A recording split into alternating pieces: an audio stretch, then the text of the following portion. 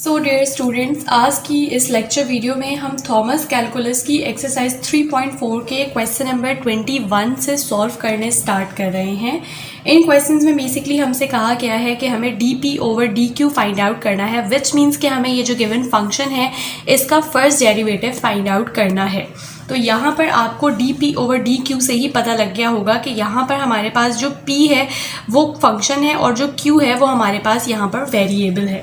तो D over d Q को find out करने के लिए हमें इस गिवन फंक्शन को डेरिवेट करना पड़ेगा। तो चलिए हम क्वेश्चन नंबर 21 को सॉल्व करना स्टार्ट करते हैं। यहाँ पर सबसे पहला स्टेप हमारे पास क्या होगा कि डेरिवेट करने के लिए हमें d by d q apply करना होगा बोथ साइड्स पे। तो जब हम ऐसा करेंगे हमारे पास स्टेप बन जाएगा d p over d q is equals to d by d q of 5 + 1 over cot q. क्या किया हमने? Simply d by d q जो है वो बोथ साइड्स पर ऐड कर दिया। नेक्स्ट स्टेप में हम इसको अब डेरिवेट करेंगे, तो उसके लिए हमें इसका डेरिवेटिव अलग करना है, इसका डेरिवेटिव अलग करना है। तो हम लिख लेते हैं d by d q of 5 plus D by d q of, इसको 1 ओवर कॉट क्यू को हम लिख सकते हैं टेंजेंट क्यू। सही, 1 ओवर कॉट क्यू की जगह हमने लिख लिया टेंजेंट क्यू। अब सिंपली हमें इसको डेरिवेट करना है। तो आपको पता है कि 5 कांस्टेंट है, कांस्टेंट का डेरिवेटिव होता है 0 प्लस टेंजेंट क्यू, टेंजेंट का डेरिवेटिव होता है सेक स्क्वायर। तो ये हो जाएगा सेक स्क्वायर क्यू। तो 0 plus sec square q is equals to sec square q and this is the answer. तो ये हमारा क्वेश्चन नंबर 21 था, जो कि इस टॉपिक का फर्स्ट क्वेश्चन था। तो ये बहुत ही सिंपल था। अब हम मूव करेंगे इसके नेक्स्ट क्वेश्चन की तरफ। सो ये हमारा नेक्स्ट क्वेश्चन है, क्वेश्चन नंबर 22। बहुत ही ज़्यादा सिंपल क्वेश्चन है। प्रीवियस लेक्चर वीडियो में हम ऐसे बहुत सारे क्वेश्चंस कर चुके हैं, तो मैं आप लोगों को सजेस्ट करूंगी कि पहले आप लोग खुद इसे सॉल्व करने की कोशिश करिए। यहाँ पर हमें क्या करना है, अगर हम क्वेश्चन को गौर से देखें तो हमें पता लग रहा है कि हमारे पास ये एक फंक्शन गिवन है और ये दूसरा फंक्शन गिवन है और इन दोनों के दरमियान जो है वो प्रोडक्ट है। तो इसका मतलब u into v product rule apply होगा। तो उसके लिए हमें सबसे पहले d by d q apply करना होगा बोथ साइड्स पर। तो हम लिख देते हैं d by d q of p is equals to d by d q इस पूरे का, यानी कि 1 प्लस कॉसेक क्यू और उसके बाद फिर कॉस क्यू। अब यहाँ पर u इंटू वी रूल अगर हमें अप्लाई करना है तो आपको रूल याद होना चाहिए। According to u into v rule, u as it is, यानी कि ये वाली टर्म एज इट इज़ आ जाएगी 1 plus cosec q as it is. Derivative of v क्या है? Cos q. तो कॉस क्यू का डेरिवेटिव होगा माइनस साइन क्यू। उसके बाद फिर फॉर्मूले में आता है plus v as it is, यानी कि cos q as it is derivative of u। तो इसका डेरिवेटिव अगर आप निकालें तो 1 का डेरिवेटिव हो जाएगा 0 और फिर कॉसेक क्यू का डेरिवेटिव होता है minus cosec q cot q. तो यहाँ पर मैंने लिख लिया। सही, अब आपने क्या करना है, इसको सिर्फ और सिर्फ सिंप्लीफिकेशन करनी है इसकी, और कुछ नहीं करना। तो यहाँ पर इसको साइन क्यू को इन दोनों टर्म्स से मल्टीप्लाई करें तो ये हो जाएगा minus sine q minus cosec q sine q. उसके बाद फिर ये हो जाएगा प्लस माइनस माइनस और कॉस क्यू जो है वो इस पूरी टर्म से मल्टीप्लाई होकर आ जाएगा कॉस क्यू कॉसेक क्यू और उसके बाद फिर कॉट क्यू। अब आपको क्या करना है, कैंसिलेशन करने से पहले आप लोगों को क्या करना पड़ेगा कि यहाँ पर इसको थोड़ा सा फर्दर सिंप्लीफाई करना पड़ेगा। उसके लिए हम क्या कर सकते हैं, हम माइनस साइन क्यू को तो एज इट इज़ लिख देंगे। माइनस ये जो कॉसेक क्यू है इसकी जगह मैं लिख सकती हूँ 1 ओवर साइन क्यू, ऐसा ही है। और उसके बाद इसको मैं ब्रैकेट में लिख लेती हूँ और फिर ये वाला साइन क्यू लिख दूंगी। फिर माइनस इस कॉस क्यू को मैं एज इट इज़ लिख दूंगी। इस कॉसेक क्यू की जगह मैं 1 ओवर साइन क्यू लिख दूंगी और कॉट जो है वो कॉस ओवर साइन के इक्वल होता है। तो ये हो जाएगा cos q over sine q. सही, अब आपने क्या करना है, नीचे इसको अब आप सिंप्लीफाई कर लीजिए। तो ये देखें माइनस साइन क्यू मेरे पास आ गया है एज इट इज़। ये साइन क्यू इस साइन क्यू को कैंसिल आउट कर देगा तो -1 बचा और फिर यहाँ से minus cos square Q over sine square q. तो मैं लिख लेती हूँ cos square Q divided by sine square Q.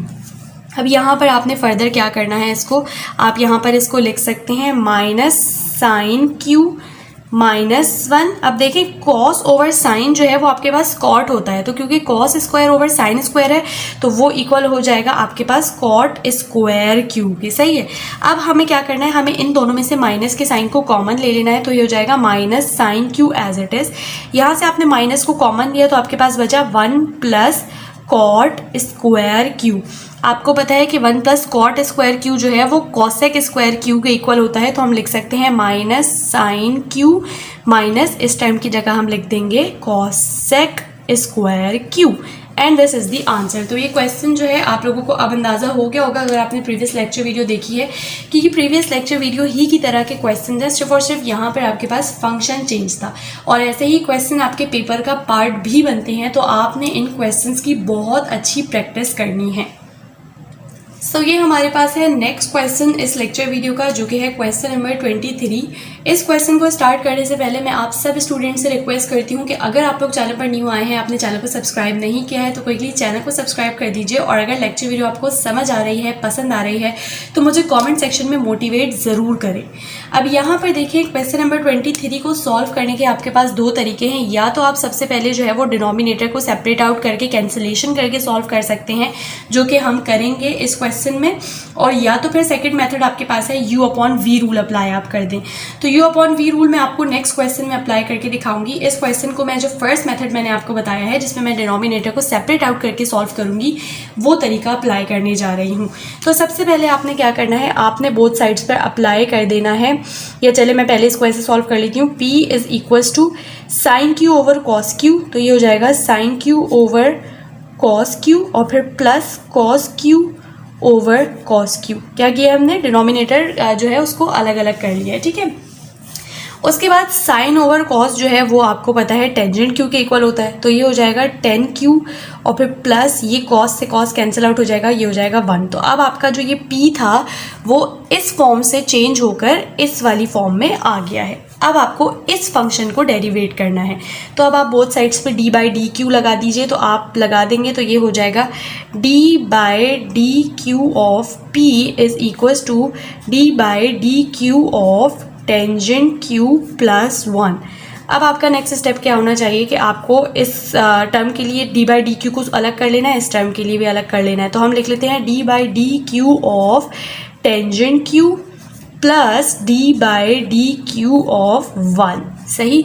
अब आपने क्या करना है, इतना सिंपल हो गया है अब आपके पास क्वेश्चन। अब आपने सिंपली यहाँ पर डेरिवेट कर लेना है। आपको पता है टेंजेंट का डेरिवेटिव होता है सेक स्क्वायर, तो ये हो जाएगा sec square q plus constant का डेरिवेटिव होता है 0। तो यहाँ पर आपके पास आंसर आ गया है सेक स्क्वायर क्यू। तो ये तकरीबन आपके पास क्वेश्चन जो है वो ईजिली सॉल्व हो चुका है। और क्वेश्चन नंबर 21 जो हमने किया था उसी से रिलेटेड है, ये थोड़ा सा उसी जैसा था। तो अब हम मूव करेंगे इस लेक्चर वीडियो के लास्ट क्वेश्चन पर, जो कि है क्वेश्चन नंबर 24। सो ये हमारा लास्ट क्वेश्चन है, क्वेश्चन नंबर 24। और जैसे कि मैंने आपको पहले ही बताया था कि इस क्वेश्चन को मैं u upon v rule apply करूंगी यहाँ पर, और वही रूल अप्लाई हो भी रहा है यहाँ पर। तो ये मेरे u है, ये मेरा v है। अब मैं सिंपली इसको डेरिवेट करने जा रही हूँ, तो मैं यहाँ पर लिख लूँगी d by d q of p is equals to d by d q of ये वाली पूरी टर्म। ठीक है। अब मैं सिंपली यहाँ पर आप लोगों को करके दिखाती हूँ। u अपॉन v रूल के अकॉर्डिंग यहाँ पर सबसे पहले एक लाइन लगाऊंगी, नीचे आता है v का स्क्वायर यानी कि 1 प्लस टेंजेंट q का होल स्क्वायर आ जाएगा। v आता है यहाँ पर एज इट इज़ यानी कि 1 plus tangent q as it is derivative of u यानी कि टेंजेंट q का डेरिवेटिव। तो आपको पता है कि टेंजेंट का जो डेरिवेटिव होता है वो होता है सेक स्क्वायर q। फिर आता है minus u as it is यानी कि tangent q as it is आएगा, और डेरिवेटिव ऑफ v यानी इस टर्म का डेरिवेटिव। तो इस टर्म का डेरिवेटिव क्योंकि ये है 1 तो उसका डेरिवेटिव होगा 0, और प्लस टेंजेंट q का डेरिवेटिव आपके पास हो जाएगा सेक स्क्वायर q। सही। अब आपने क्या करना है, अब आपने सिर्फ और सिर्फ इसको सिंप्लीफाई करना है। तो यहाँ पर सेक स्क्वायर क्यू इन दोनों टर्म्स से मल्टीप्लाई हो जाएगा, तो ये हो जाएगा सेक स्क्वायर क्यू फिर plus tangent q sec square q, और फिर ये टेंजेंट क्यू इससे मल्टीप्लाई हो जाएगा, और ये माइनस का साइन है तो ये हो जाएगा minus tangent q sec square q, और डिनोमिनेटर आपके पास एज इट इज़ आ जाएगा जो कि है आपका 1 प्लस टेंजेंट क्यू का होल स्क्वायर। अब अगर आप गौर से देखें तो ये दोनों सेम टर्म्स हैं विद ऑपोजिट साइंस, तो ये एक दूसरे से कैंसिल आउट हो जाएंगे और हमारे पास बच जाएगा सेक स्क्वायर क्यू और डिनोमिनेटर आपका एज इट इज़ आ जाएगा, that is 1 plus tangent q का होल स्क्वायर। और यही हमारे पास आंसर है। तो ये बहुत ही सिंपल से क्वेश्चंस थे चारों के चारों। प्रीवियस क्वेश्चंस के मुकाबले में मुझे ये क्वेश्चंस ज़्यादा सिंपल लगे। आई होप कि आप लोगों को भी क्वेश्चंस सिंपल लगे होंगे और समझ में भी आ गए होंगे। अगर कोई क्यूरी है आप लोग मुझसे कमेंट सेक्शन में पूछ सकते हैं। आई होप कि चैनल को अब तक आप लोगों ने सब्सक्राइब कर ही दिया होगा। अगर आप लोग इतने एंड तक लेक्चर वीडियो देख रहे हैं तो आपको लेक्चर वीडियो समझ भी आ रही होगी और पसंद भी आ रही होगी। सो मुझे कमेंट सेक्शन में मोटिवेट करना मत भूलिए। मिलते हैं नेक्स्ट लेक्चर वीडियो में, तब तक के लिए उन क्वेश्चंस के ऊपर अपनी ग्रिप रखिए और अल्लाह हाफिज।